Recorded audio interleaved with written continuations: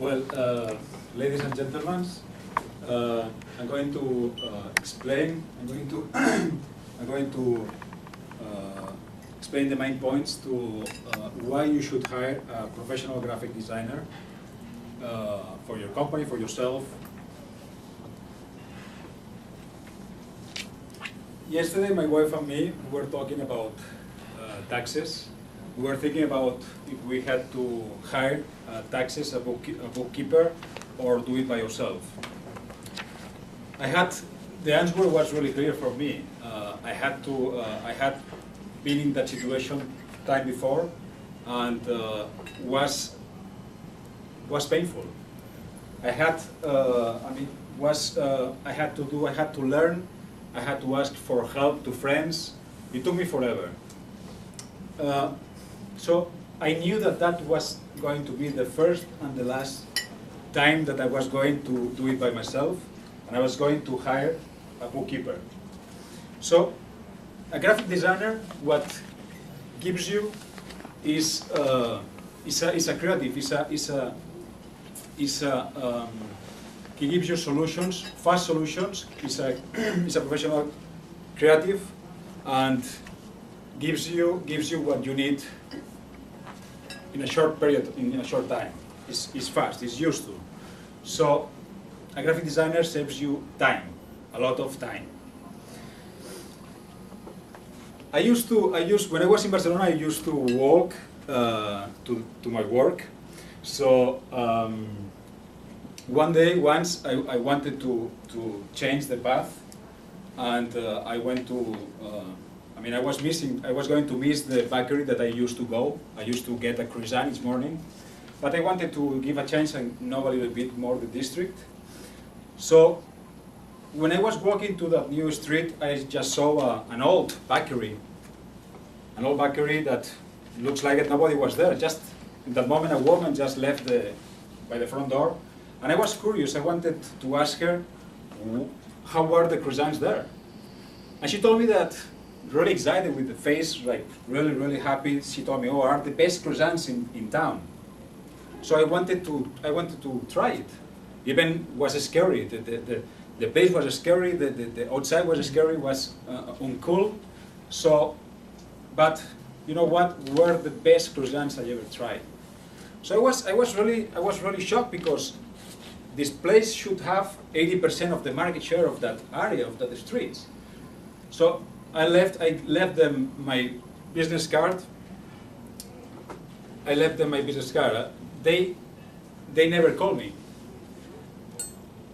5 months after, they were not there anymore. The bakery was not there. So a graphic designer, it helps you to stand out. It helps you to show the best of you, and gives you the right tools and the right way to show yourself from the competition and to stand out from the competition.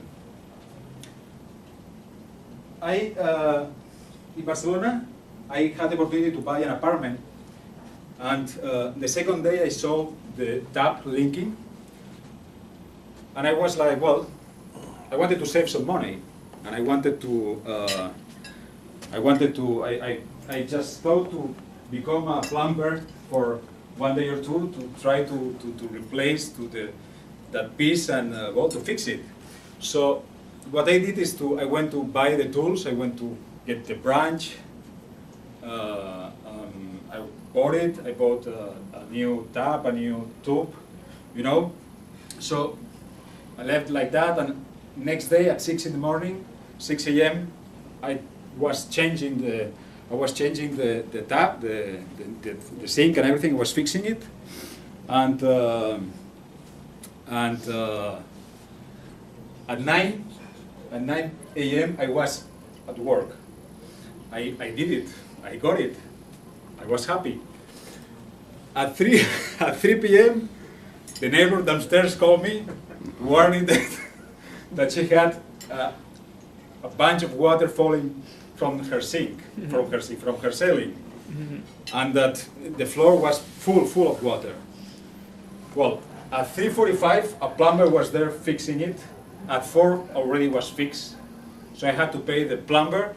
I had to pay to fix the floor downstairs, the wood floor. I had to pay for painting the walls. I had to pay for my own floor, the wood floor. So it was really, really expensive. So a graphic designer, what provides you, what gives you, is the tools you need, and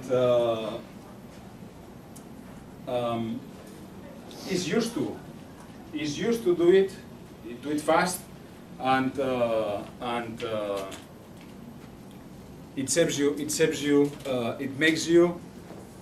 you money.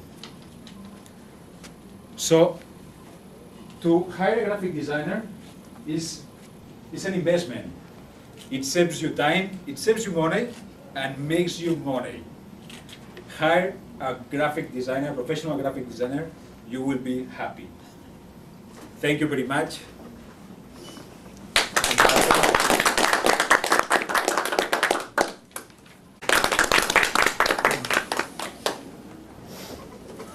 The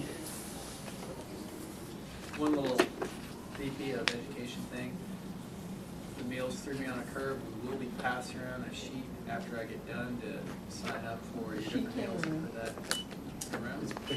Okay, cool. All right, speech. Who here has a not to do list? I had never heard of it. Never heard of a not to do list. But today what I'm going to share with you is ideas from Tim Ferriss about a not to do list. First, the who and what. Who is Tim Ferriss? He's an author. He says not to do lists are often more effective than to do lists for upgraded performance. The reason is simple. What you don't do determines what you can do. Think about that for a second. Tim Ferriss, again, is an author. He first became famous with a book called The 4-Hour Workweek. That was written in 2007 and became a bestseller, and it was on the bestseller list for 7 consecutive years. I recently reread that book, thinking about my own life and ways I could optimize performance, and this idea of a not-to-do list came up. It especially hit home with me yesterday, thinking about things that you do so you don't have to do later. Here's the example. Riding down the road, beautiful day yesterday. I'm going to Freedom Park with my 2 little cute kids. Somebody cut me off and I said something regrettable.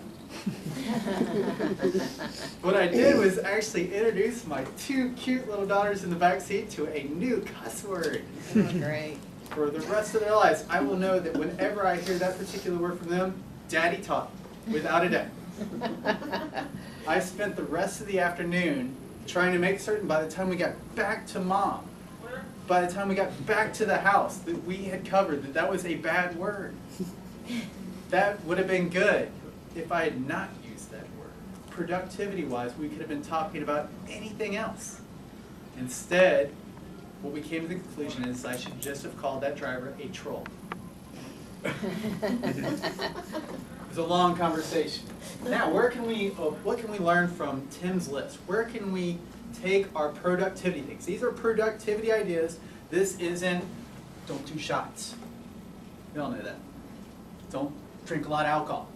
That's a piece of cake. Don't be mean to kids, old people, and dogs. Hey, we'd all agree on this. This is productivity, though. This is Tim's list for productivity. So, for his list, his first item is do not answer calls from unrecognized phone numbers. Easy enough. You think about that, that's a no-brainer. Half the people that call me that I don't recognize are wanting my money. I don't have any money to give them. It's a waste of time for both of us. So I'm not answering those phone calls. Number 2, and I will not go through all of these.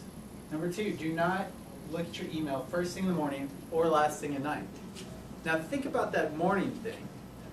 How many times have you accidentally opened up an issue that just took over the rest of your day? Changed your whole day around. Or, like I am prone to do, next thing you know, you've been on YouTube for 30 minutes looking at pandas. It's a weakness. Pandas are a weakness at our house. My daughter loves them. It's a problem. Moving on to number 3. Do not agree to meetings or calls without a clear agenda or an end time.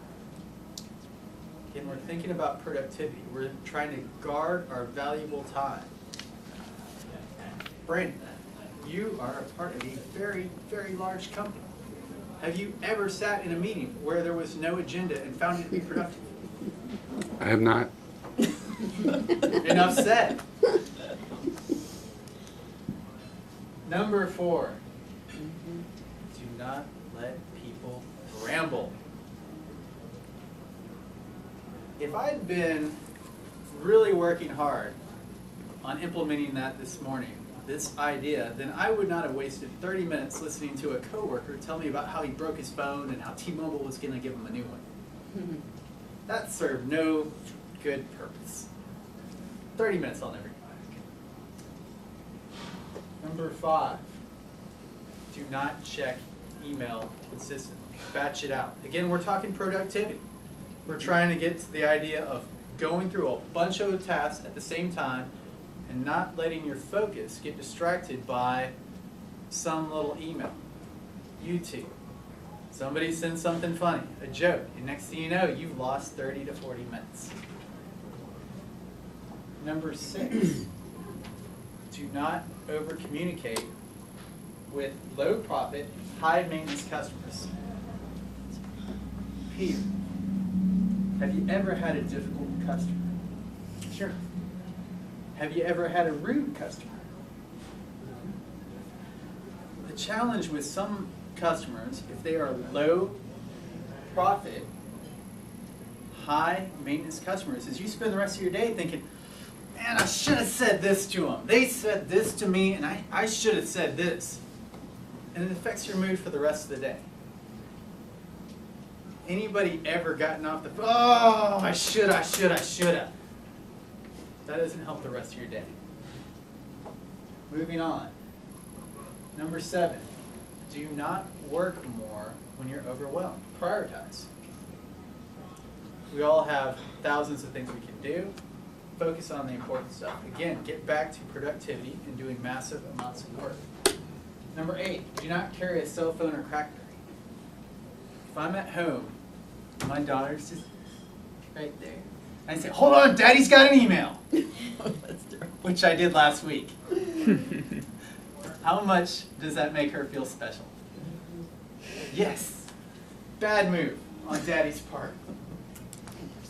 The last one, number 9, do not expect work to fill a void that non-work relationships and activities should.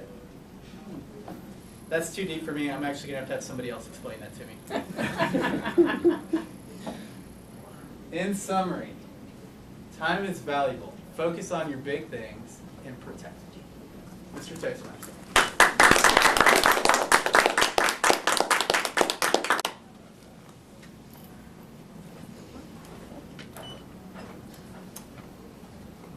Fellow Toastmasters, who made a New Year's resolution?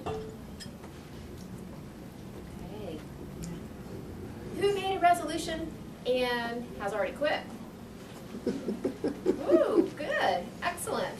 Well, for those of you who made a resolution, congratulations, because according to statisticsbrain.com, only about 45% of us now make resolutions. And the vast majority of us who do make resolutions, we quit by the second week in January.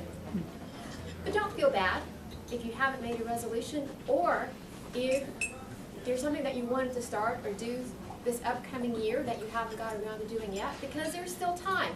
And today I'm going to show you how to create a habit that actually sticks. A couple of weeks ago, I was taking out the recycling from our kitchen to our garage where we have our recycling bins. You know, the newspapers, the plastic containers, glass containers that we all put in the recycling.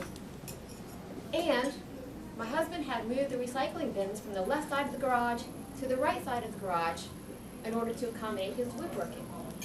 So I carry out the recycling, go to the left side of the garage. The bins are not there. I just walk past them.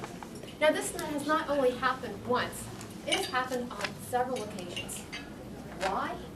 Because habit.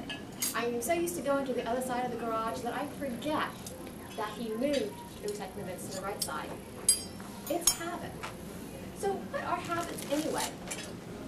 They are automatic behaviors that we do over a period of time and they become just automatic. We just do them. Why do our habits created? Well, actually, our brains love habits. And our brains love habits because it conserves energy.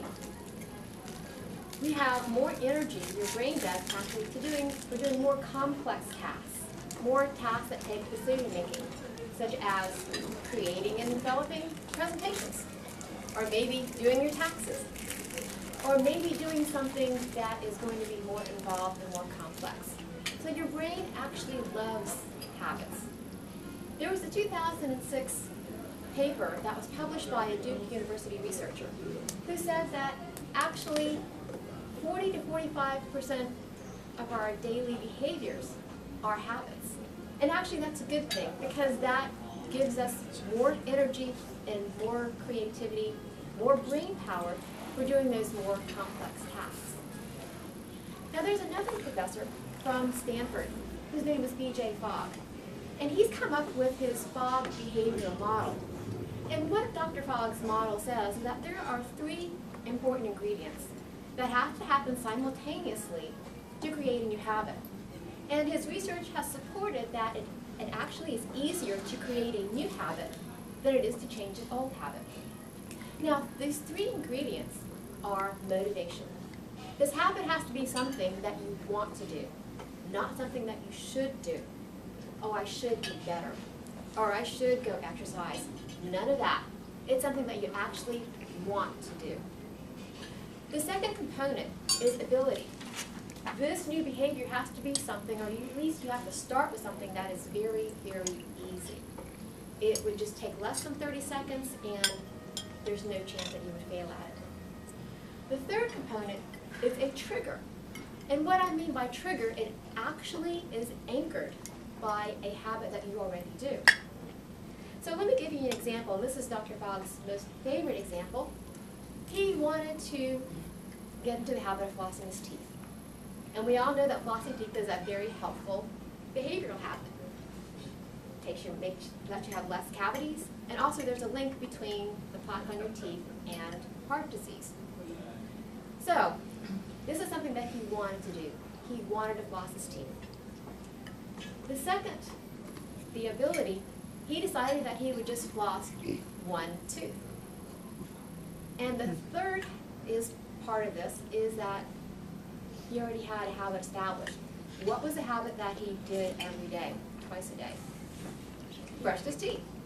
So, after he brushed his teeth, he would just floss 1 tooth. Now, over time, that became 2 teeth, then 3 teeth, and then eventually, it was his whole mouth. So now the habit is established, and he flosses his teeth after every time he brushes his teeth. Now, there's one more important component to creating habits that most behavioral models don't include, and that's celebration. Celebration allows you to have a positive response to what you've just done. And that reinforces the habit, and the celebration is actually the piece that makes the habit stick. So a celebration could be something as simple as a, yes, I'm awesome.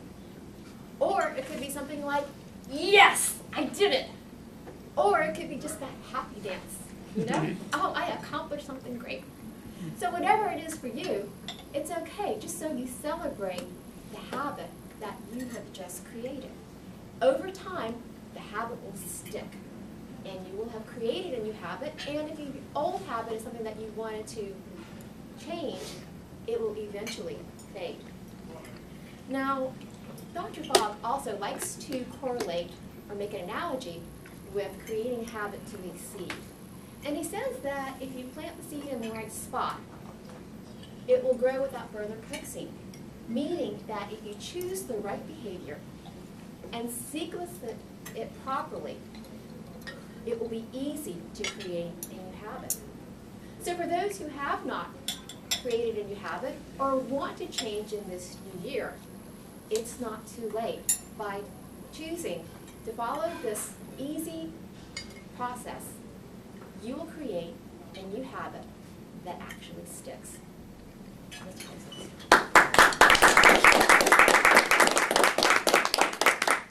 Masters, and especially Iban, thank you for allowing me to be your evaluator today.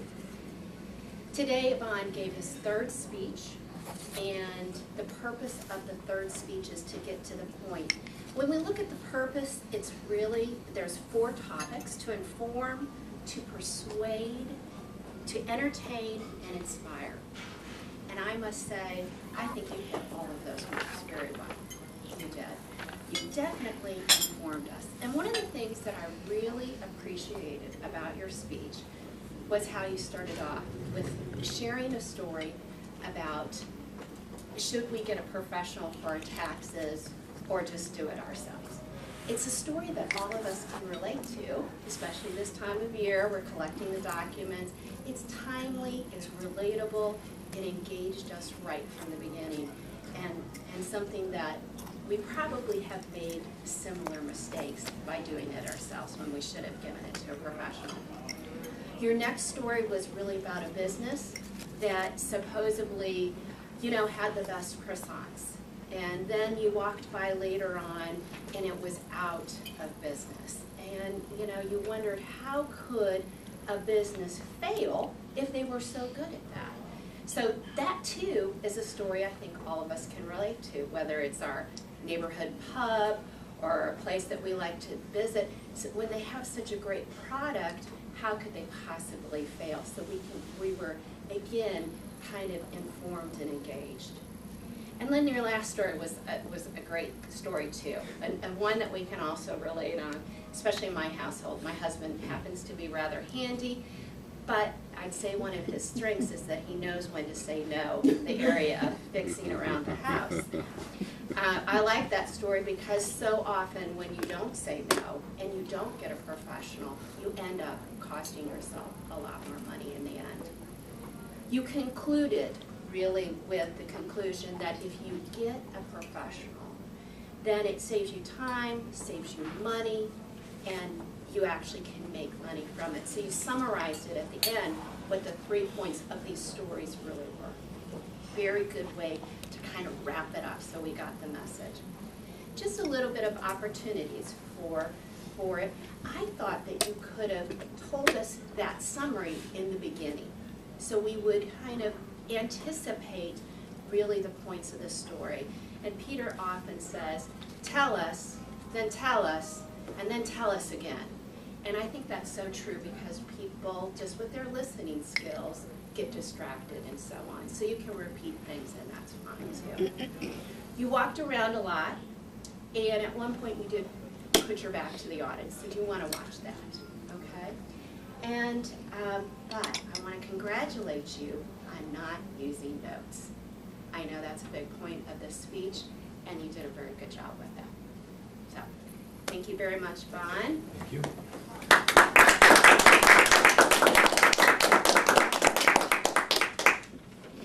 Great. I think there was a famous boxer who once said that a man has to know his limitations, which I think to Cheryl's point in terms of getting too do-it-yourself sometimes can be a little bit risky, so and I say that from experience. I'm going to go ahead now and introduce our next evaluator, Matt Hurley. Matt joined us from another club and brought his expertise from that club here. He's always high energy. Might be a little bit high energy today with a cup of coffee there. Matt will be evaluating Brian's speech, so let's go ahead and welcome Matt up to the podium. Hello and good afternoon, fellow Toastmasters. I have the honor to evaluate Brian's speech today, and along with Brian, I myself am a Timothy Ferris fan, so I'm very familiar with some of the key points that he made today. I want to give you guys 3 great things that Brian did during his speech this afternoon, and 2 things that could maybe add a little bit of value to most speeches you'll have in the future.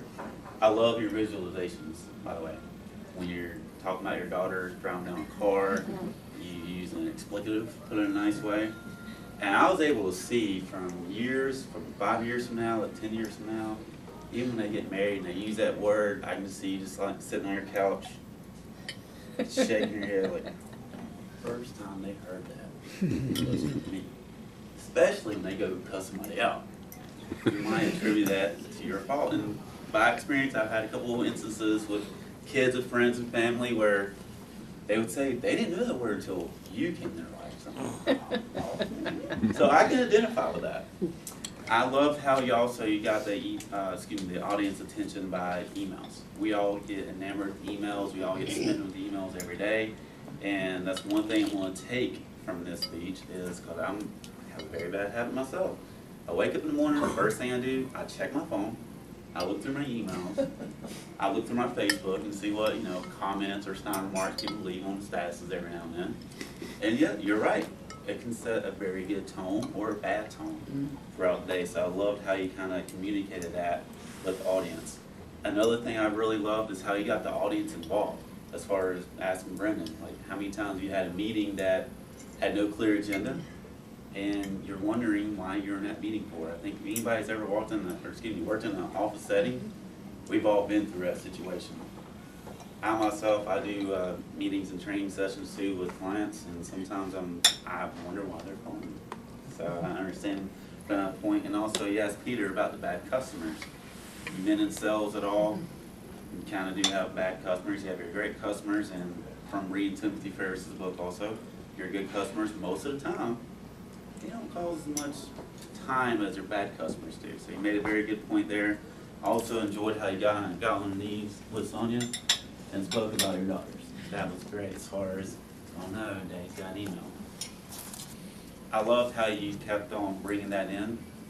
The one thing I would recommend is adding value, because you did bring emotion, especially in that part.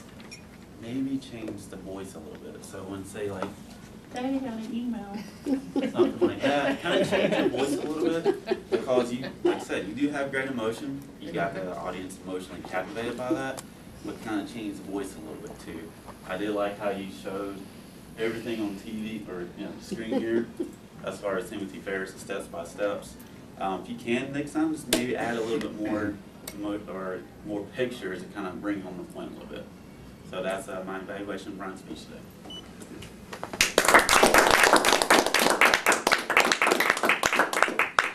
Good job on that. Following up a good speech by Brian. Right now we have one of those rare moments in this club, and it truly is rare, for we have a distinguished Toastmaster evaluating another distinguished Toastmaster. So there are synergies here, great power. It might be like Hawaii, you might see the green flash when Susan comes up, or maybe that'll just be her best. But Susan Greenman is a longstanding member of the club, of the Charlotte community. She's certainly a valued member here. And we're going to go ahead and introduce her to evaluate Sonja's speech. We appreciate Susan taking the time today to do this on behalf of the club. Thank you, Susan. Sonja's speech today is how to create a sticky habit. And I must admit, with a topic like that, I wasn't particularly smitten. But Sonja brought out my better instincts. She started to begin with has anyone made any resolutions? So she got everybody involved. I wasn't involved because I'm just one of those people who doesn't make resolutions.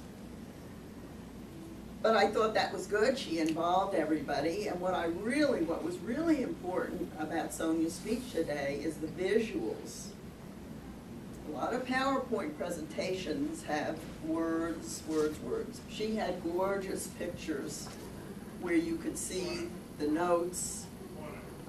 She also had a graph in there. And I loved the end where she did her little dance, and you could have a little more of that in your speech. I think this is a very small space too, so that you were standing over here, it was hard for me to see, but that's part of not blocking your presentation and being in the right spot. I did like the way you had the remote. Everything went very, very smoothly. I think that you explained everything. Really, I've never heard as good an explanation of how to make a habit. I've been in a situation where my kids will start to burp or something, and I say, don't do that. because it'll be a habit, you'll never be able to stop.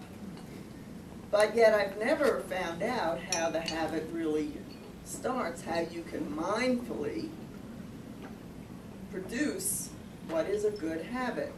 Now, Sonja asked me to look at this. This is a presentation she's giving for a group of people, and she wanted to know if it would be engaging and interesting. Yes, it was very interesting to me. I just had never heard of this. She backed it up with a lot of facts from the FOG behavior model, which, really, I found it was really fascinating because I've never thought about that and how you have to have something that you want to do. Sometimes you want to do something like smoking that's not healthy, but I guess people, get habits that are bad too. And they're easy and they're with their friends and they're eating, and every time they eat they need to smoke. So it's the same sort of thing for bad habits as well as good habits. So overall, what could you have done better? Maybe a little more motion, but I like the way you were dressed, very professional, very calm, very, very good points, and really very, very interesting.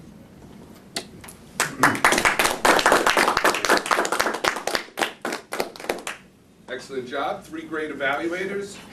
Mr. Timer, did all of our evaluators qualify? Yes, they did. Everyone was in the low 3 zone. So I'll go ahead and ask you to pass your votes back for the best evaluation. And if you haven't had a chance to vote for best speaker, please go ahead and commit those votes now. At this point, I'd like to hand the podium back to our Toastmasters. Thank you very much. Give me just a second to get those tabs back into the vote counter. At this point, we have probably, absolutely, I think everybody would agree, the most fun part of the meeting coming up, which is table topics, the opportunity to express yourself without having prearranged thoughts necessarily in mind. We're welcoming a first-time table topics master, I believe, in Ronnie Talent, who recently joined the club. Please welcome Ronnie.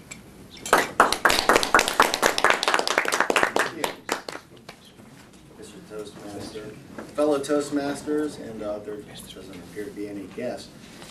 Toastmasters wants to challenge us to develop our impromptu speaking skills. They want us to effectively think on our feet by answering unrehearsed questions. Tabletop is really designed to develop 4 different skills: listening, thinking, organizing, and speaking. Today I'm going to be asking a couple questions about current events, things that are in the news. And as many of you already know, your response must be at least 1 minute and no longer than 2 minutes and 30 seconds. Without further ado, my first question is, we haven't had any snow. At least I haven't had any snow over here in the South Park area. Iban, I would like to ask you how one instance when winter weather has ruined your day.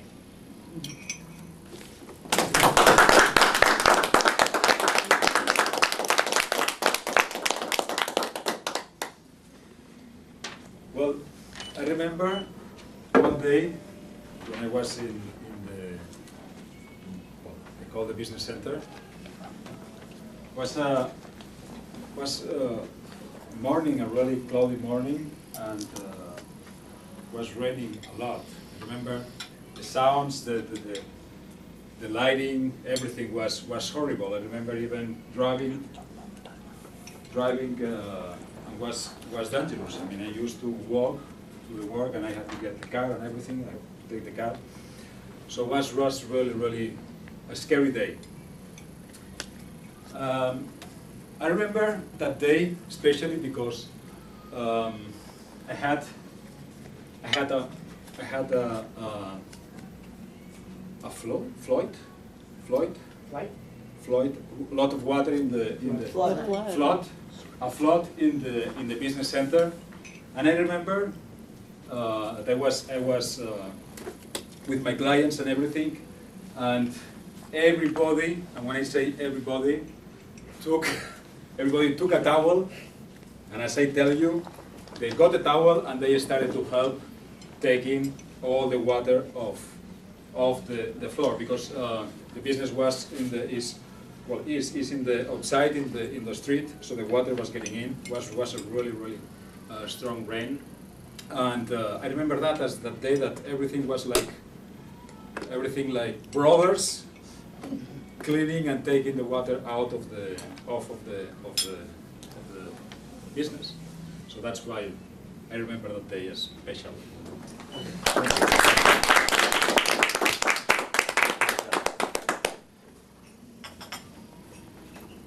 Now, Bruce Jenner got into a really bad car accident the other day, but that's not the only reason why he's been in the news. As many of you know, there's rumors that he's going to get a sex change operation, and he's going to televise the whole process. Cheryl, I'd like to know what your opinion is on this, All right. and to share that with the group.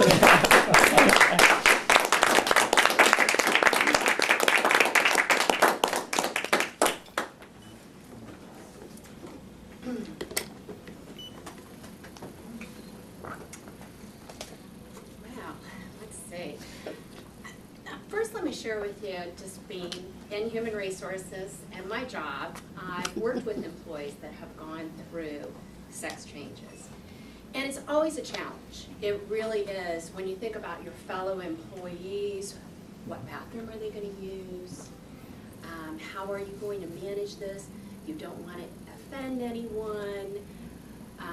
And even talking with the individual, I don't want to offend them. I don't want to say the wrong thing or anything like that.